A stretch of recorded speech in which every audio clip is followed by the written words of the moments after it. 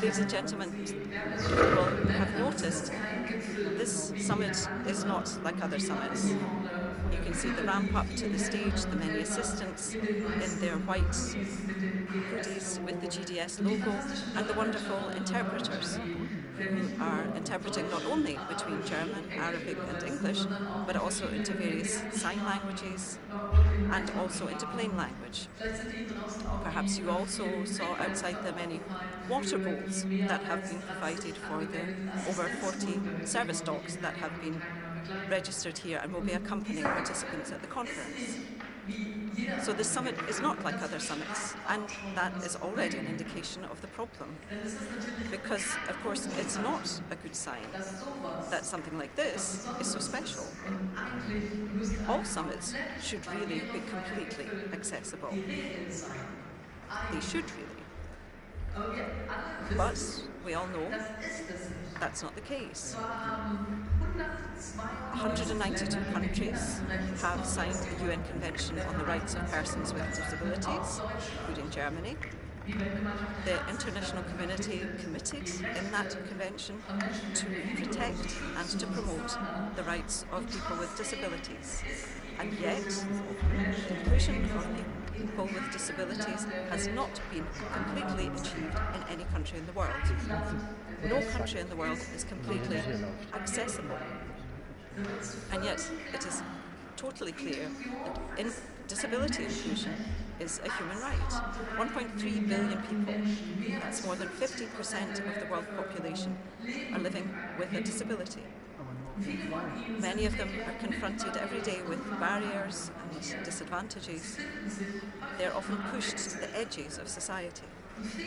A lack of disability inclusion also means that societies lose something, namely the knowledge, the creativity, and the skills of over 15% of people.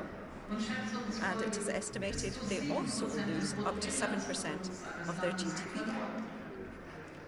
The good news is there are examples across the world on how disability inclusion can work, but they are not widely enough known.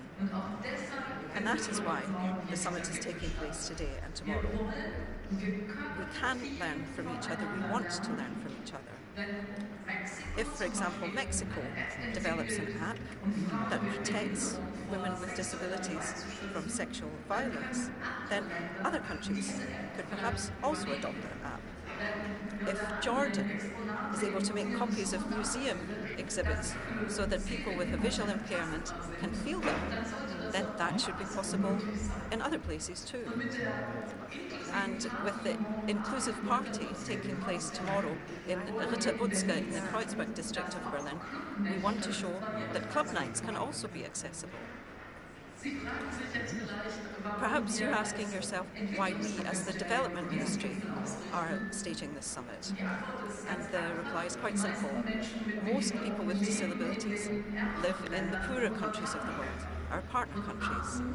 Poverty often leads to disability because there are no hospitals nearby, because there is too little preventative care and too little aftercare, for example, when people experience an accident. And the reverse is true.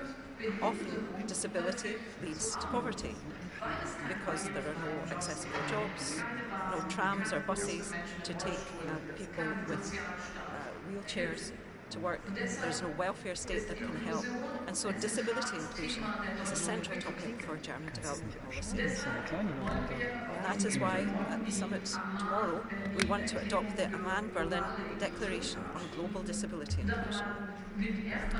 For the first time, it will be setting a specific goal for disability inclusion in international development cooperation. 15% for the 15%.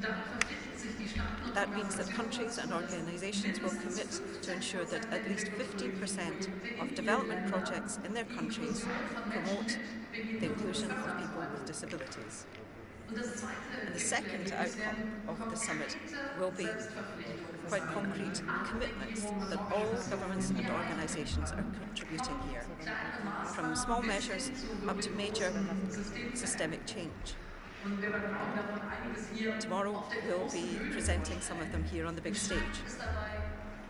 What is key to note is that we want to make the good examples known and also monitor how well the measures are working. The German government is making 34 commitments from various ministries. For example, the Ministry of Family Affairs, together with various associations, is working to prevent violence in home care settings. The Transport Ministry of Germany is promoting a development to make local public transport more accessible to people with disabilities. Members of the public can report data on accessibility in trams, trains and buses, and railway stations and bus stops, and in that way help build an information system for accessible travel and transport. And the Development Ministry too is making specific commitments. I want to just mention two examples. Together with the Jordanian government, we have agreed on a debt swap that is to benefit children with disabilities. €5 million that Jordan had owed as a repayment to Germany will now instead be provided to the Jordanian government so that they can be invested specifically in inclusive education for children with disabilities. We are also supporting the establishment of a resilient and inclusive cities hub, which brings together town planners, interest groups, development banks and others to make towns and cities more accessible for people with disabilities. And by the end of 2026, the plan is to implement pilot projects in 6 selected towns and cities. In the Philippines, for example, it's about setting up early warning systems for disasters. Work is being done to ensure that warnings, for example, of earthquakes or a tsunami, actually reach all people, including those people who can't hear sirens or read warning signs, and how to prepare evacuations so that wheelchair users are not forgotten. And that is something that other people in other parts of the world can also learn. So, ladies and gentlemen, with every commitment, we are coming closer to implementing the UN Convention on the Rights of Persons with Disabilities. And in times like these, in which diversity, equality and inclusion is increasingly being questioned across the world, that is an important signal that we're sending out from this summit, a signal of humanity and solidarity. Thank you very much.